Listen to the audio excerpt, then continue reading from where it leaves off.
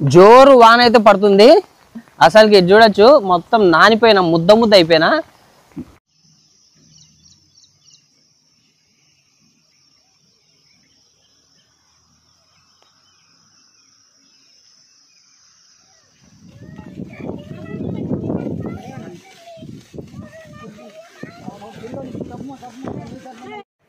చూస్తున్నారు కదా, ఇది స్పాంజీ పురుగు. దీన్ని ఏమంటారో కామెంట్ చేయండి. ఇక్కడ వజ్రాలు వెతకడానికి వచ్చే వాళ్ళు చాలా అప్రమత్తంగా ఉండాలి. ఎందుకంటే ఈ విధంగా ఫుల్ హెవీ రెయిన్. నా బండి ఆడ పెట్టాను చూడండి. ఎర్రరేగడి భూమిలే ఇదంతా.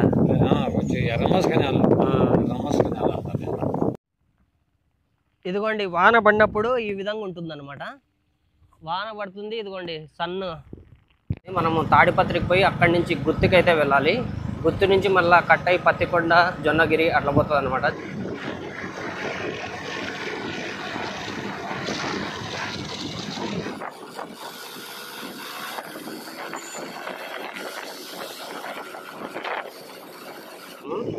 వజ్రాల వేటకు ఇదిగోండి Jonnagiri. Hi, hello and welcome to my channel. ఈ రోజు అయితే మనం జొన్నగిరికి అయితే వచ్చేసాము. ఫుల్ వాన పడుతుంది. ఈ వానలో వజ్రాల వేటకైతే మనం వచ్చేసాము. కడప నుండి దాదాపు 164 కిలోమీటర్లు ప్రయాణించి జొన్నగిరికి అయితే నేను చేరుకున్నాను. వజ్రాల వేట ఏ విధంగా సాగేది మనం చూస్తాం ఈ వీడియోలో మొత్తం. నేనైతే క్లియర్గా మీకు నీట్గా ఈ వీడియోలో మొత్తం నీకు చూపిస్తాను. ఒకసారి వాన అయితే చూడండి ఏ విధంగా పడుతుందో. చూడొచ్చు, ఫుల్ హెవీ రెయిన్. నా బండి ఆడ పెట్టాను చూడండి. ఇదిగోండి, పొలాలన్నీ ఇట్లుంటాయి వాన పడినప్పుడు. ఈ విధంగా వాన పడుతుంది, భారీ వాన. ఇప్పుడు ఏమవుతుందంటే ఈ మొత్తం డస్ట్ అంతా కిందికి వెళ్ళిపోయి మార్నింగ్ పూట వచ్చి ఈ వజ్రాలు అనేది ఎత్తుకుతారనమాట. ఈ జొన్నగిరిలో చాలా ఫేమస్ అనమాట వజ్రాలకు.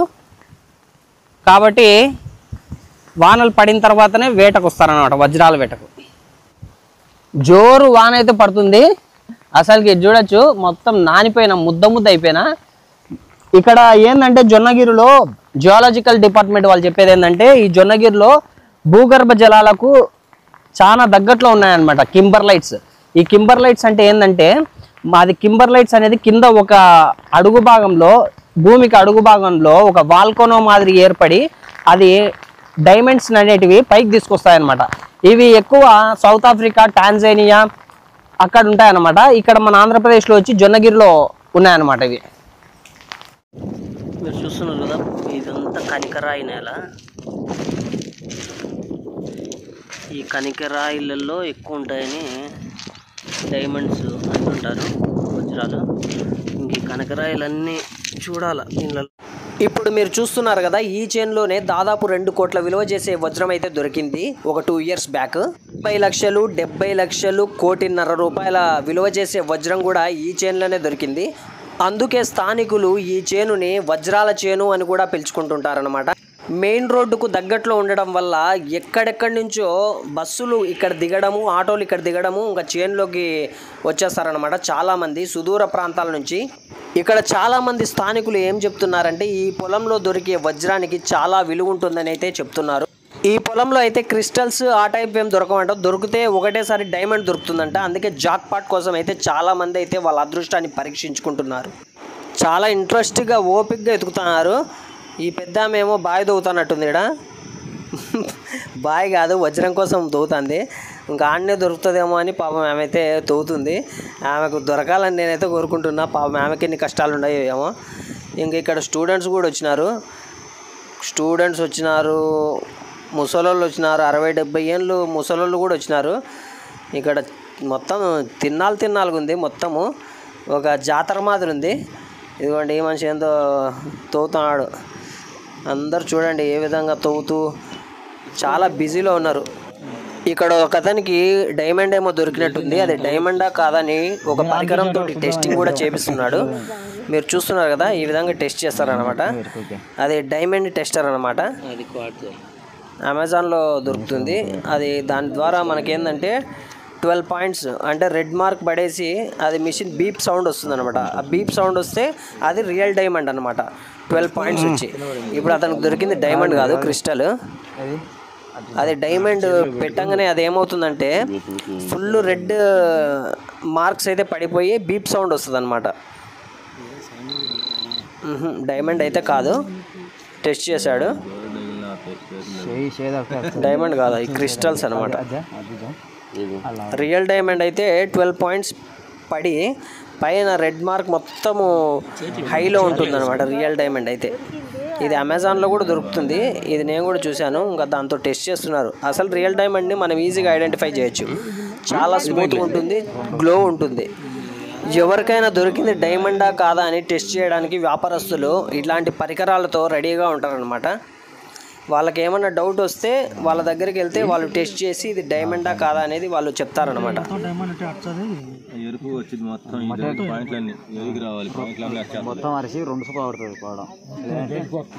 అక్కడ నుంచి అయితే నేను కొండ కింద ఒక పొలం అయితే ఉంది, అది విత్తనాలు వేయని పొలంలో అయితే నేనైతే వెతుకుతున్నాను. ఇక్కడ చూస్తున్నట్టయితే నా కంటికి ఏదో మెరిసినట్టు అనిపించింది. తీరా చూస్తే అది వజ్రం అయితే కాదు, క్రిస్టల్. ఇలాంటి క్రిస్టల్స్ ఈ చైన్లో చాలా ఉన్నాయన్నమాట. ఎందుకంటే ఇది మొత్తం కనికరాయి నేల. ఈ కనికరాయి నేలలోనే ఇంకోటి చూడండి మీరు, క్రిస్టల్. ఇది కూడా క్రిస్టలే, చాలా స్మూత్గా ఉంది, షైనింగ్ ఉంది. కానీ అదేంటంటే డైమండ్ కాదు, రియల్ డైమండ్ అయితే కాదు, క్రిస్టల్ అనమాట. ఇలాంటి క్రిస్టల్స్ చాలా ఉంటాయి. ఆ క్రిస్టల్కి డైమండ్కి చాలా తేడా ఉంటుంది. డైమండ్ వచ్చి కొంచెం బరువుగా ఉంటుంది, చాలా స్మూత్గా ఉంటుంది, షార్ప్ ఎడ్జెస్ అనేటివి ఉండవు అనమాట. నాకు దొరికింది క్రిస్టల్స్.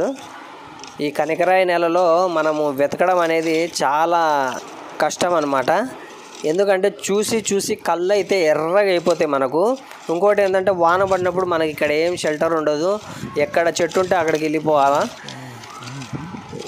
చూడండి మీకు షైనింగ్ అయితే ఎట్లా ఇస్తుందో. కానీ ఇదైతే క్రిస్టలే, డైమండ్ అయితే కాదు. ఇలాంటి రాళ్ళు అయితే కోకొల్లలు ఉంటాయి చైన్లలో. చాలామంది ఏంటంటే కొత్తగా ఫస్ట్ సారి వెళ్ళినప్పుడు వాళ్ళు ఏమనుకుంటారంటే ఇదే రియల్ డైమండ్ అని చాలా మురిసిపోతుంటారు అనమాట. కానీ ఇది రియల్ డైమండ్ కాదు, క్రిస్టల్స్ ఇవన్నీ. ఈ క్రిస్టల్స్ మనకు దేనికి పనికిరావు అనమాట. ఈ కర్నూలు జిల్లాలో జొన్నగిరి, తుగ్గలి, మద్దికెర, పగిడిరాయి, పెరవలి, మహానందపురము, ఇక్కడ అన్ని చోట్ల ఈ వర్షాలు పడినప్పుడు వజ్రాలు అయితే వెతుకుతారనమాట. ఎందుకంటే వర్షాలు పడినప్పుడు ఈ భూమిలో నుంచి వజ్రాలు బయటికి వస్తాయని ఇక్కడ చాలామందికి కూడా దొరుకుతున్నాయి అన్నమాట వజ్రాలు. అందులో భాగంగా వీడియో తీద్దామని నేను కూడా అయితే ఇక్కడ జొన్నగిరికి అయితే వచ్చేసాను. ఒక లైక్ అయితే కొట్టేసేయండి, వానలో ముద్ద అయిపోతున్నా. ఇప్పుడైతే ఫుల్ రెయిన్ పడుతుంది జొన్నగిరిలో. ఈ జొన్నగిరిలో ఫుల్ రెయిన్ పడేటప్పుడు వజ్రాల కోసం అయితే నేను ఎతికేదానికి అయితే వచ్చాను.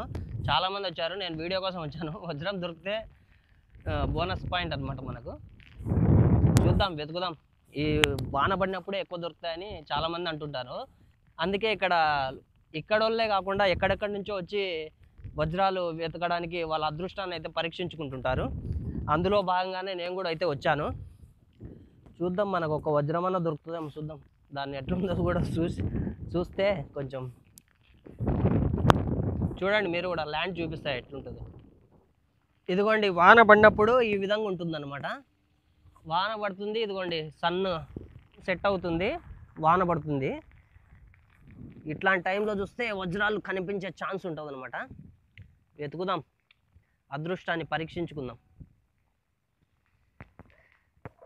అయితే ఎతకడానికి చాలా ఓపిక ఉండాలి.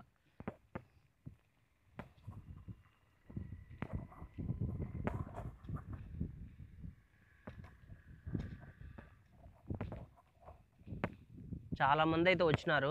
ఇంకా ఇప్పుడు వాన పడింది, ఇంకా రేపైతే ఇంకా ఫుల్గా ఉంటారన్నమాట జనాలు. తొలకరి చినుకులు పడగానే తమ అదృష్టాన్ని పరీక్షించుకోవడానికి చాలామంది అన్వేషకులు ఇక్కడ జొన్నగిరి ప్రాంతానికి అయితే వస్తుంటారు. ఇక్కడ డైమండ్ హంటింగ్ అయితే చేస్తుంటారు. ఫుల్ రెయిన్ అయితే పడింది. ఇంకా రేపు ఈ పొలంలో అయితే చాలామంది ఉంటారన్నమాట, ఆశావాహులు.